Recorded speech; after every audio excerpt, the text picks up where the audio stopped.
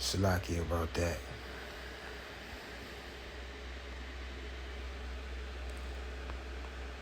Isaiah chapter 29, verse 13, wherefore the Lord said, as for as much as this people draw near me with their mouth, and with their lips do honor me, but have removed their heart far from me, and their fear towards me is taught by the precept of men. Therefore, behold, I will proceed to do a marvelous work among this people, even a marvelous work and a wonder, for the wisdom of their wise men shall perish, and the understanding of their prudent men shall be hid. Right? So,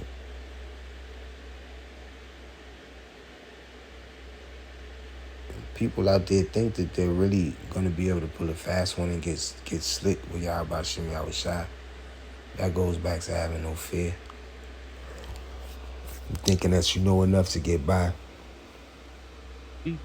About the doctrine of the last days, and within the Israelis, there is that same kind of theological Thinking that you know enough to get by as far as the doctrine of the last days, come to think of it.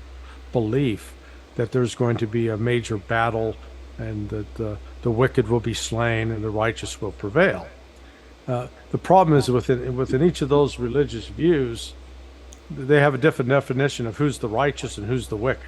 Okay, and BB. For one, that's because they're not using the scriptures, and for two, because the people that's I'm not going to do the spoiler. But who is the wicked? Let's just type in Esau is wicked. Let's see what pops up. Now I'm going to Malachi 1. Esau is wicked. Malachi chapter 1 verse 3. And I hated Esau and laid his mountains and his heritage waste for the dragons of the wilderness. Wherefore Edom saith, we are impoverished, but we will return and build the desolate places. And they have. Thus said the Lord of hosts, they shall build, but I will throw down. And that's what we're witnessing now.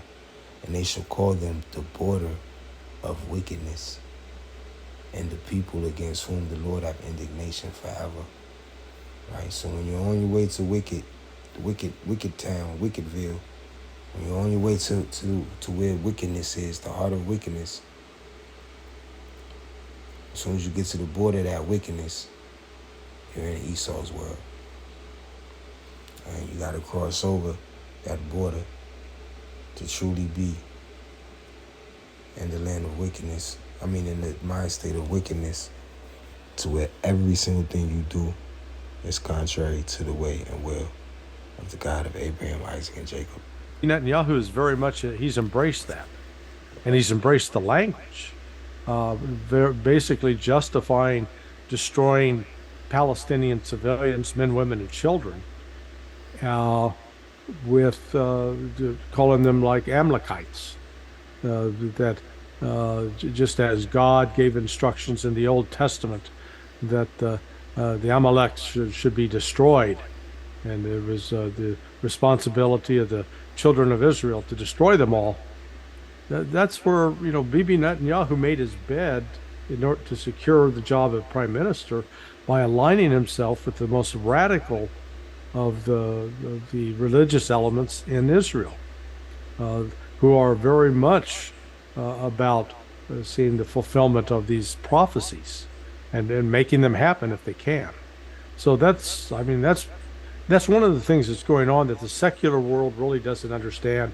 Oh, that's nothing. That doesn't mean it. Oh, they do not understand how deep-seated those beliefs are for people that are religious, and that they absolutely fundamentally believe with all their heart. You'll find within the Christian community those who believe that the rapture is imminent, which means, God's going to pick up 144,000. So these people actually believe it with all their heart, as it is written, train up a child the way that he should go, and he should not depart from it. What about when you train up a child the way that they shouldn't go? It's likely they won't depart from it.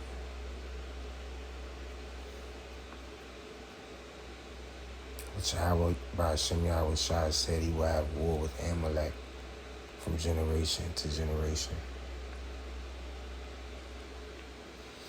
Exodus chapter 17, verse 16. For he said, because the Lord hath sworn that the Lord will have war with Amalek from generation to generation. So they could point the finger and try to say someone else is Amalek, but the Israelis are Amalek.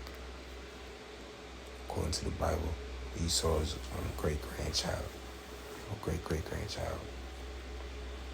His grandchild.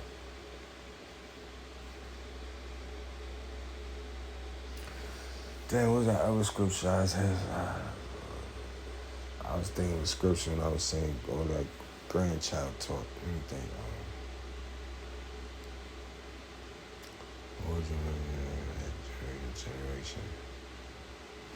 I can't think of. Oh.